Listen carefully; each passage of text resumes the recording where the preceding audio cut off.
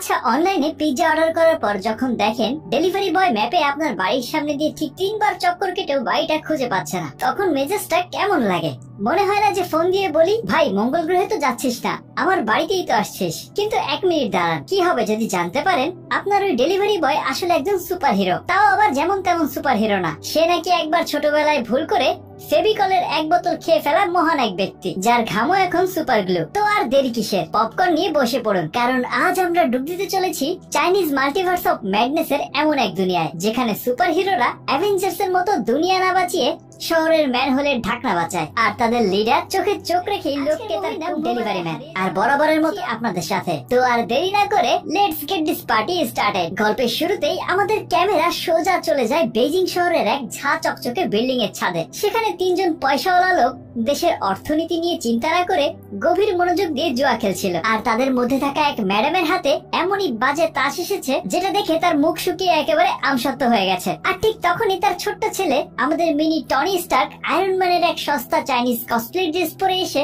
মায়ের আঁচল ধরে বলছিল, মা দেখো আমি রকেট ছুটতে পারি, আমি উঠতে পারি। কিন্তু তার মা তখন ফ্লাশ মেলানোর চিন্তায় এতটাই মগ্ন যে ছেলের দিকে ফিরেও তাকাচ্ছিল না। তার কাছে তখন ছেলের ভবিষ্যতের চেয়ে হাতের টেক্কা বাচ্চার বিবি অনেক বেশি মূল্যবান। কিছুক্ষণ পরেই আমাদের এই লিটল আয়রন ম্যান, যার মাথায় গোবর ছাড়া আর কিছুই নেই, সে ব্যালকনিতে গিয়ে আই ক্যান ফ্লাই বলে পাখির মতো ডানা মেলিয়ে দিয়ে এক লাফ। আরেকটু হলেই তো ছেলেটা চাটনি হয়ে যেত, কিন্তু কাহিনীতে টুইস্ট লাগবে। আর ঠিক তাই নিচে তখন একজন বৃদ্ধ কর্মী মিস্টার ফ্যান্টাস্টিক ফোরের ছোট ভাই তার জীবনের দুঃখ ভুলতে একা একা ফ্লোর পরিষ্কার করছিলেন। ছেলেটাকে উপর থেকে পড়তে দেখে তিনি এক মুহূর্ত দেরি করলেন না। হঠাৎই তিনি তার হাত দুটো রাবারের মতো 10 ফুট লম্বা করে দেয়, আর একেবারে পারফেক্ট টাইমে ছেলেটাকে ক্যাচ ধরে ফেলে। স্পাইডারম্যান এই সিনটা দেখলে তো লজ্জায় মাস্ক খুলে অবসরে চলে যেত। তারপর ছেলেটাকে ভালো করে জ্ঞান দিয়ে বলেন, বাবা সিনেমায় যা দেখায় তার সব সত্যি না, বাস্তবে কোনো স্পাইডারম্যান বা আয়রন ম্যান হয় না। মাথায় কি তোমার গোবর ভরা নাকি? আরেকটু হলেই তো তোমার মা আজকে তোমার শ্রাদ্ধের আয়োজন করতো। আর এদিকে ততক্ষণে আশেপাশে পাবলিকের মেলা বসে গেছে,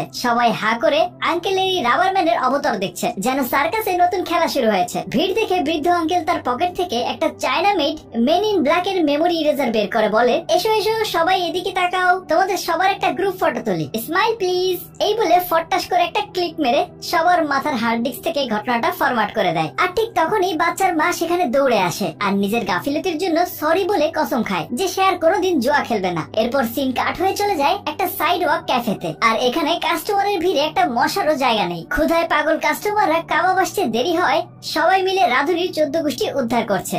এত চাপ আর বকাঝকা সহ্য করতে না পেরে আমাদের রাধুনি ভাই এক অদ্ভুত উপায় বের করলো। সে চুপি চাপে গ্রিলের নিচে নিজের হাতটা রেখে তালুতেই দাউ দাউ করে আগুন জ্বালিয়ে দিল, আর তাতেই কাবাব একেবারে ফটাফট রেডি। উফ, গ্যাস বাঁচানোর কি অভিনব টেকনিক! সরকার দেখলে হয়তো এনাকে আত্মনির্ভর পুরুষ হিসেবে ঘোষণা করে দেবে। এই লোকের নাম ছিল ফায়ারম্যান। এরপর আমরা সোজা এন্ট্রি মারি এক নাইট ক্লাবে, যেখানে কান ফাটানো মিউজিকে ফাটাফাটি পার্টি চলছে। আর সেখানে একজন সুন্দরী মেয়ে পোল ডান্স করে পাবলিকের মনে আগুন লাগাচ্ছিল। এমন সময় এক স্যাসরা পাবলিক তার লোল ভরা চোখ নিয়ে মেয়েটার দিকে এগিয়ে যায়, আর তার গায়ে গায়ে সে নাচার চেষ্টা করতে লাগলো। মেয়েটা তখন একগাল মিষ্টি হাসি দিয়ে পোলে হাত দেওয়ার সাথে সাথেই পুরো পোলটা ইলেকট্রিক হয়ে গেল, আর লোকটা একটা 440 ভোল্টের ঝটকা খেয়ে মাটিতে পড়ে যায়। বোঝাই যাচ্ছে এই মেয়ের নাম ইলেকট্রিক গার্ল। এরপর আমাদের পরিচয় হয় টিমের আরেক মেম্বারের সাথে, আর এই লোকটাকে দেখে মনে হচ্ছিল সে অনেক বোরিং একটা সিকিউরিটি গার্ড, কিন্তু আসলে না। একটা মেয়ের গাড়ি গর্তে ফেসে গেলে আশেপাশে কাউকে না দেখে সে গাড়ির নিচে হাত রাখতেই সেটা পুরোপুরি লোহায় পরিণত হয়, আর তারপর এক হাতেই খেলনা গাড়ির মতো গর্ত থেকে তুলে ফেলে। আর এই সুপার হিরোর নাম ছিল আয়রন আর্ম, তার মানে লোহার হাত। ভাবুন একবার, এই লোকটা যদি তার গার্লফ্রেন্ডের হাত ধরে তাহলে বেচারির কি হবে, জীবনটাই লোহা লোহা হয়ে যাবে। যাই হোক, এই ঘটনার পর 3 সুপার হিরো তাদের লিডার ফেরোর কাছ থেকে একটা ফোন পায়, আর তাদের মিশনটা কি জানেন? কোনো ব্যাংক ডাকাতি না, কোনো টেরোরিস্ট অ্যাটাকও না। মিশন হলো মিউজিয়ামের কাছে কিছু চোর আসছে, তাদেরকে ধরতে হবে। আর কি চুরি করতে আসছে তারা? শহরের ম্যানহোলের ঢাকনা। হ্যাঁ, ঠিকই ধরেছেন, আমাদের সুপার হিরোর বাজেট এটাই। যাই হোক, খুব তাড়াতাড়ি সুপার হিরোদের টিম সেখানে পৌঁছে যায়। একটু পরেই চোরেরা একটা কালো গাড়িতে করে এসে সিকিউরিটি ক্যামেরাগুলো গুলি করে উড়িয়ে দেয়, আর তাদের হাইফাই ডিভাইস দিয়ে দরজা খোলার চেষ্টা করে, কিন্তু না পেরে শেষে বোমা মেরে দরজাটাই ভেঙে ফেলে। আর তাদেরকে দেখেই আমাদের আয়রন আর্ম রেগে গিয়ে অ্যাটাক করতে যাচ্ছিল, কিন্তু ফেরো তাকে ইশারায় থামিয়ে দেয়, কারণ ফেরো চেয়েছিল চোরেরা আগে চুরিটা করুক যাতে হাতে হাতে ধরা যায়। কিন্তু ঠিক সেই মুহূর্তেই সুপারম্যানের সস্তা কপি হয়ে ডিগবাজি খেতে খেতে গ্র্যাভিটিকে বুড়ো আঙ্গুল দেখিয়ে এন্ট্রি নিল আমাদের গল্পের হিরো স্টিকি, যাকে ফেরো এই মিশনে ডাকেইনি। আসলে সে নিজে নিজেই চলে এসেছিল হিরোগিরি দেখাতে। স্টিকি এসেই চোরদের উপর ঝাঁপিয়ে পড়লো আর তার ফেভিকলের চেয়েও বেশি চটচটে থু দিয়ে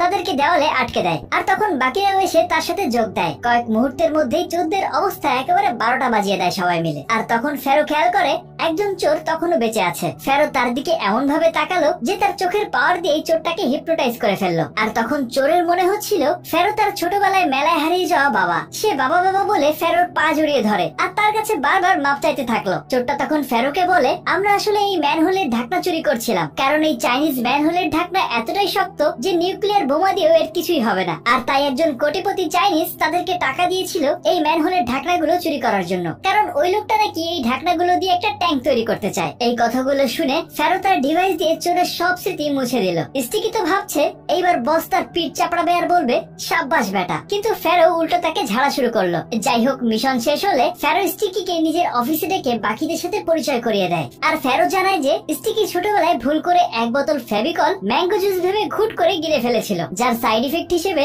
এখন তার ঘাম, থুথু, এমনকি প্রস্রাবও সুপার গ্লুর মতো চটচটে হয়ে গেছে। আর নিজের প্রশংসা শুনে স্টিকি তো হিরোর মতো নিজের পাওয়ার দেখাচ্ছিল, কিন্তু যেই সে আয়রন আর্মের সামনে গেল, আয়রন আর্ম তখন তাকে এক ঝটকায় মশা মারার মতো করে ঘরের এক কোণা থেকে অন্য কোণায় ছুড়ে ফেলে দেয়। এরপর ফেরো স্টিকিকে একটা ডেলিভারি বয়ের চাকরি ধরিয়ে দেয়, কারণ তাদের নিয়ম ছিল সুপার হিরোদের সাধারণ মানুষের মতোই বোরিং জীবনযাপন করতে হবে, যাতে করে তাদের আসল পরিচয় কেউ জানতে না পারে। আর তাই বেচারা স্টিকিকেও বাধ্য হয়ে সারাদিন ডেলিভারি বয়ের কাজ করতে শুরু করতে হলো। কিন্তু রাস্তায় ঝামেলা দেখলেই স্পাইডারম্যান হওয়ার ভূত ওর মাথায় চেপে বসতো। সে তার চটচটে ঘামের সাহায্যে এক বিল্ডিং থেকে অন্য বিল্ডিং এ মাকড়সার মতো চড়ে চড়ে পার্সেল পৌঁছে দিত। একদিন এক মহিলা তাকে জানলা দিয়ে ভেতরে আসতে দেখে ভূত ভূত বলে চিৎকার করে অজ্ঞান হয়ে গেল। ভাগ্য ভালো যে ফেরো ঠিক সময়ে এসে তার স্মৃতি মুছে দেয়, না হলে হয়তো ওই মহিলাকে ভূতের ওঝার কাছে নিয়ে যেতে হতো। অন্যদিকে সেভেন নামের এক বড় কোম্পানির ডিরেক্টর চ্যাং তার ইনভেস্টরদের সাথে মিটিং করছিল, আর তাদেরকে সে ডক্টর বিল নামের এক ওভার উৎসাহী তরুণ বিজ্ঞানীর সাথে পরিচয় করিয়ে দেয়, যে এক বিশেষ ক্লোনিং কম্পাউন্ড আবিষ্কার করেছিল। বিল সবার সামনে একটা কমলার মধ্যে ইনজেকশন দিতেই সেটা নিজে থেকেই ডাবল হয়ে যায়। ইনভেস্টররা তো পুরো ইমপ্রেসড, কারণ একটা কমলা থেকে দুটো কমলা হয়ে গিয়েছিল। আর তাছাড়াও দুটো কমলা লেবুর টেস্টই একেবারেই একরকম, আর এটা বিজ্ঞানের জন্য সত্যি এক অভাবনীয় আবিষ্কার ছিল। কিন্তু অন্যদিকে তখন ফেরো স্টিকিকে আবারও বকাঝকা করছিল। স্টিকি উত্তরে বলে, আমি ডেলিভারি বয় চাকরি করে সারা জীবন কাটাতে আসিনি, আমি একজন সুপার হিরো, আমার দায়িত্ব দেশের সেবা করা। ঠিক সেই সময় একটা পরীর মতো মিষ্টি মেয়ে পেছন থেকে তাকে ডাকে। মেয়েটা তাকে কুরিয়ার বয় ভেবে তার বাড়ির প্যাকিং এ হেল্প করতে বলে। স্টিকি তো মেয়েটাকে দেখেই ক্লিন বোল্ড, চুপচাপ তার পেছন পেছন চলে যায়। পরে জানা যায় মেয়েটার নাম সাও এবং সে একজন ফেমাস ব্লগার। সাও তখন স্টিকিকে কাজ বুঝিয়ে দিয়ে আবারও ব্লগিং করতে বসে যায়। আর কাজ করতে করতে আমাদের সুপার হিরোর একটু হালকা হওয়ার প্রয়োজন ছিল, তাই সে সোজা বাথরুমে গিয়ে ঢোকে। কিন্তু হালকা হতে হতেই হঠাৎ করে তার চোখে পড়ে একটা তেলাপোকা। আর কে ভাববে বলুন যে একটা সুপার হিরো একটা তেলাপোকা ভয় পায়? কিন্তু না, এটা তো নর্মাল কোন সুপার হিরো না, এটা আমাদের স্টিকি। আর তাই তেলাপোকা দেখে ভয়ে তার স্পেশাল পানি সারা মেঝেতে ছড়িয়ে পড়ে। স্টিকি সবকিছুই ছিল আঠালো, আর তাই মেঝেতে তার জুতা আটকে যায়। অনেক চেষ্টা করে জুতা ছাড়াতে গিয়ে সে প্রায় পড়েই যাচ্ছিল।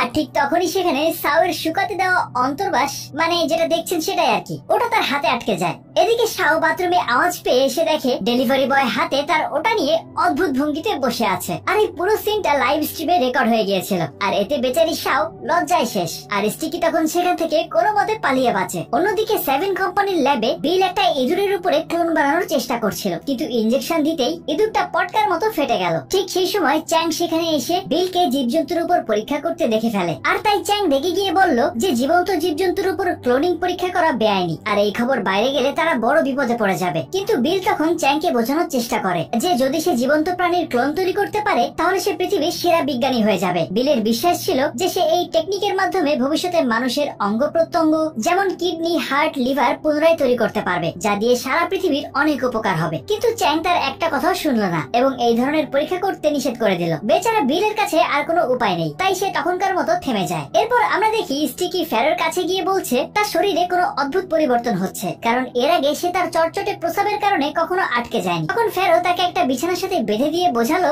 যে এটা তার স্ট্রেসের কারণে হচ্ছে। যখন তার অ্যাড্রিনালিন বেড়ে যায় তখন সে নিজের শক্তির উপর নিয়ন্ত্রণ হারিয়ে ফেলে। ফেরো বলল, চিন্তা করিস না, আমি তো শরীরে একটা ছোট্ট কাট লাগাবো আর সবকিছু ঠিক হয়ে যাবে। স্টিকি প্রথমে রাজি হয়ে গিয়েছিল, কিন্তু তারপর সে দেখলো ফেরো তার বিশেষ অঙ্গের দিকে ইশারা করছে। সে ভয়ে চিৎকার করে উঠলো, আরে বুড়ো, কোথায় কাট লাগাবি তুই? ফেরো তাকে শান্ত স্বরে বলল, আরে না না, তেমন কিছুই না, আমি তোর হাতের তালুতেই কাট লাগাবো। সার্জারির পর স্টিকির হাত আবারও আগের মতো হয়ে গেল, আর এবার সে নিজের জন্য একটা নতুন সুপার হিরো স্যুট বানিয়ে নেয়। এখন তার শরীর থেকে আঠালো চটচটে জিনিসটা তার নতুন হাতের ছিদ্র দিয়েই বাইরে বের হয়ে আসতো। ওই স্পাইডারম্যানের সস্তা কপি আর কি। আর তারপর সে আবারও তার ডেলিভারি বয়ের চাকরিতে ফিরে যায় আর একটা কুরিয়ার নিয়ে শাওয়ের বাড়িতে পৌঁছায়। কিন্তু তাকে দেখেই শাও আবারও রেগে যায়। তখন স্টিকি শাওকে শান্ত করে তার অন্তর্বাসগুলো ফিরিয়ে দেয় আর বলে যে সে এগুলো খুব ভালোভাবে ধুয়ে দিয়েছে। কিন্তু যখন শাও বক্সটা খোলে তখন দেখা যায় তার মধ্যে একটা ডেংটু পুরুষের পুতুল। আর এটা দেখে সে রেগে গিয়ে স্টিকিকে মারতে শুরু করে। শাও বলে, তুই শুধরাবি না তাই না? দাঁড়া, তোকে মজা দেখাচ্ছি। ঠিক তখনই তার প্রতিবেশী বাইরে এসে শাওয়ের হাত থেকে পুতুলটা নিয়ে নেয়। আর বোঝা যায় যে আসলে ঠিকানাটা ভুল হয়েছিল, কারণ পার্সেলটা ছিল আসলে তার প্রতিবেশীর। এইসব ঝামেলা মিটে যাওয়ার পর স্টিকি শাওয়ের কাছে গিয়ে বলে যে দেখো, আগেরবারও তুমি আমাকে ভুল বুঝেছিলে। আর এবার শাও একটু বুঝতে পারে যে স্টিকি আসলেই খারাপ মানুষ না। ঠিক তখনই শাওয়ের কাছে একটা ফোন আসে আর সে স্টিকিকে সেখানে ফেলেই দৌড়ে বাইরে বের হয়ে যায়, যেখানে তার বাবা অপেক্ষা করছিল। আর তার বাবা আর কেউ না, তিনি ছিলেন 7 কোম্পানির ডিরেক্টর চ্যাং। আর এটা দেখে স্টিকি তো বেশ খুশি, কারণ তার পছন্দের মেয়ে শুধু সুন্দরী না, অনেক ধনীও। অন্যদিকে বিল তখনও ইঁদুরের উপর পরীক্ষা নিরীক্ষা চালিয়ে যাচ্ছিল, আর সে তার সহকর্মীদেরকেও নিজের দলে ভিড়িয়ে দিয়েছিল। অবশেষে অনেক চেষ্টার পর সে ইঁদুরের ক্লোন বানাতে সফল হয়। পরের দিন সকালে ফেরো সুপার হিরোদের দলটাকে একটা নতুন মিশনের কথা জানায়, কিন্তু বাকি সুপার হিরোরা স্টিকির দলে আসায় একদমই খুশি ছিল না, কারণ সে প্রায় ভুল করে সব গন্ডগোল করে দিত। কিন্তু ফেরো তাদেরকে বিশ্বাস দিল যে স্টিকি এখন থেকে মিশনের জন্য পুরোপুরি তৈরি। মিশন শুরু হতেই দেখা গেল স্টিকি বাকি সুপার হিরোদের থেকে অনেক এগিয়ে আছে। সে একাই সব গুন্ডাদেরকে সামলে নিচ্ছিল। যখন শুধু শেষ ভিলেনটা বাকি ছিল,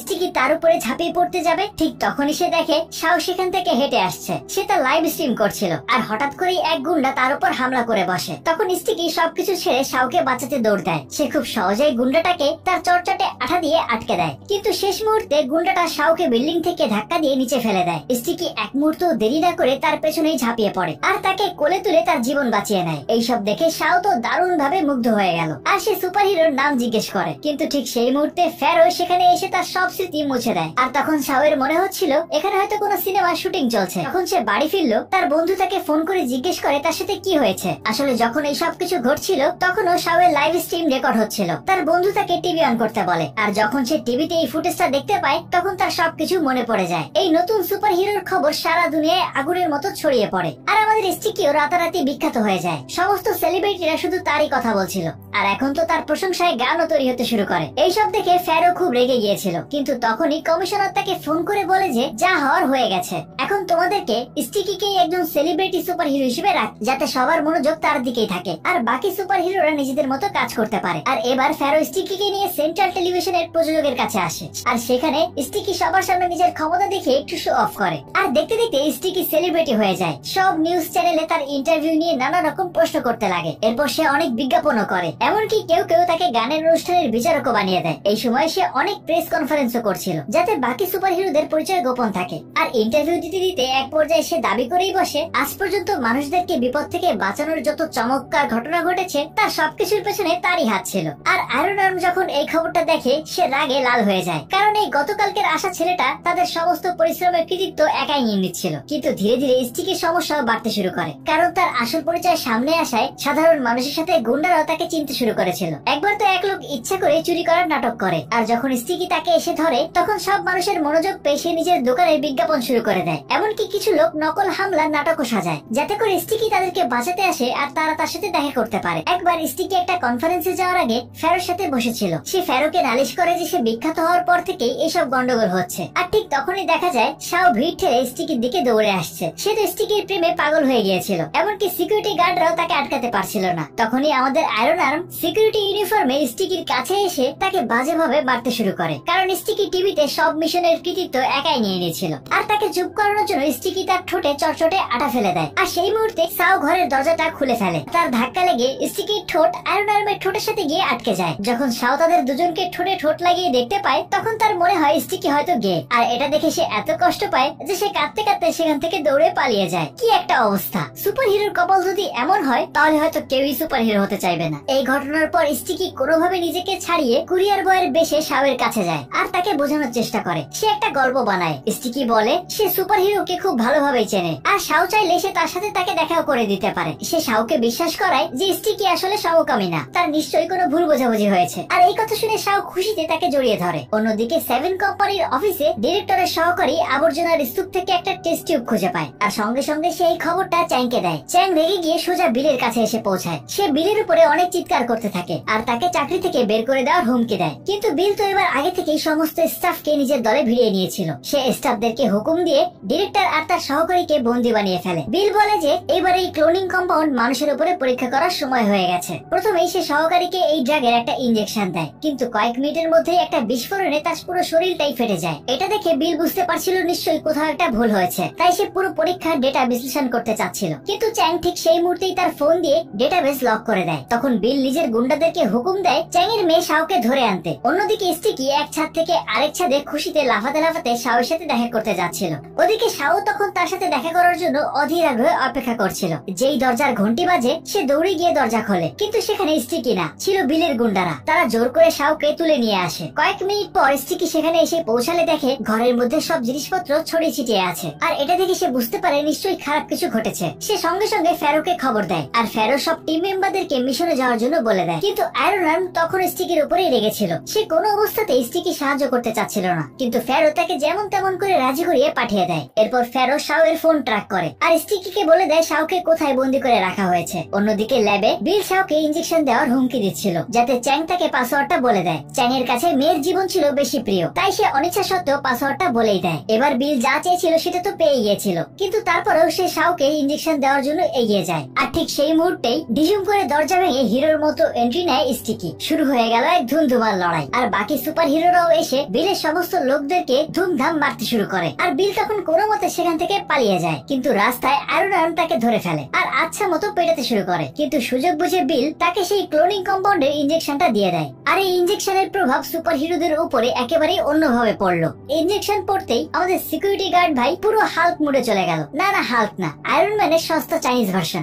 মানে আয়রন হাল্কে পরিণত হলো। তার রাগ এতটাই বেড়ে গেল যে সে এক ঘুষিতেই বিলের মাথাটা ফুটবলের মতো উড়িয়ে দেয়। এরপর সে চারিদিকে তাণ্ডব চালাতে শুরু করে। বাকি সুপার হিরোরা সেখানে পৌঁছে তাকে থামানোর অনেক চেষ্টা করে, কিন্তু ততক্ষণে সে অনেক বেশি শক্তিশালী হয়ে গেছে। এরপর আমাদের সেই পাগল আয়রন ম্যান স্টিকির উপরে হামলা করে বসে। শাও তাকে বাঁচানোর জন্য পেছন থেকে AK-47 দিয়ে গুলি চালাতে শুরু করে। এবার আমাদের ভিলেনের মনোযোগ শাওয়ের দিকে ঘুরে যায়, কিন্তু স্টিকি শাওকে বাঁচানোর জন্য আয়রন ম্যানের পা রাস্তার সাথে আটকে দেয়। আর তখনই শাও স্টিকির আসল মুখটা দেখে ফেলে। স্টিকি বলতে লাগে, দেখো আমি দেখতে তো সুন্দর, কিন্তু আমি কিন্তু তেমন কোনো কাজ করি না, ওই ডেলিভারি বয়েরই কাজ আমার। আর এর উত্তরে শাও তখন বলে, তুই চুপ কর, তোর মুখটাও আহামরি কিছু না, কিন্তু তারপরও তোকে আমার অনেক পছন্দ, তুই ডেলিভারি বয় বলে আমার কিছুই যায় আসে না। যাই হোক, এই সময়ের মধ্যে আমাদের ভিলেন নিজেকে ছাড়িয়ে ফেলে, আর এবার সব সুপার হিরোরা মিলে তাদের শক্তি স্টিকির মধ্যে ট্রান্সফার করে, আর ফাইনাল একটা অ্যাটাকের জন্য তৈরি হয় একেবারে পাওয়ার রেঞ্জার্স স্টাইলে। স্টিকি আগুন, বিদ্যুৎ আর নিজের চটচটে শক্তির এক ককটেল বানিয়ে ভিলেনের দিকে ছুড়ে মারে। আর এই অ্যাটাকে আমাদের সস্তা আয়রন ম্যানের বর্মটা ভেঙে চুরমার হয়ে যায়, আর সে আবার আগের মতো নরমাল সিকিউরিটি গার্ড হয়ে যায়। আর এই ঘটনার মধ্যে দিয়েই আয়রন ম্যানও বেঁচে গেল, আমাদের হিরো লাভ স্টুডিও জমে গেল। আর কি চাই? আর এই গল্পটা এখানেই একটা হ্যাপি এন্ডিং এর সাথে শেষ হয়ে যায়। তো বন্ধুরা, এই ছিল আমাদের ফেভিকল ম্যানের অবিশ্বাস্য অ্যাডভেঞ্চার। কেমন লাগলো এই চাইনিজ মাল্টিভার্স অফ ম্যাডনেস? কমেন্টে জানাতে কিন্তু একদমই ভুলো না। আর ভিডিওটা ভালো লাগলে তোমাদের বন্ধুদের সাথেও শেয়ার করে দিও, যাতে করে তারাও জানতে পারে ডেলিভারি বয়দের সাথে ভালো ব্যবহার করা উচিত। কে জানে, সে হয়তো আপনার ম্যানহোলের ঢাকনা বাঁচাতে গিয়ে কাল দুনিয়াকে বাঁচাবে। যাই হোক, ওভারঅল এটা একটা ফানি মুভি ছিল, আর আই গেস ফানি মুভির কোনো সেন্স থাকে না, তাই এখান থেকে শেখার তেমন কিছু নেই। আর তাই এখন সরাসরি চলে যাচ্ছে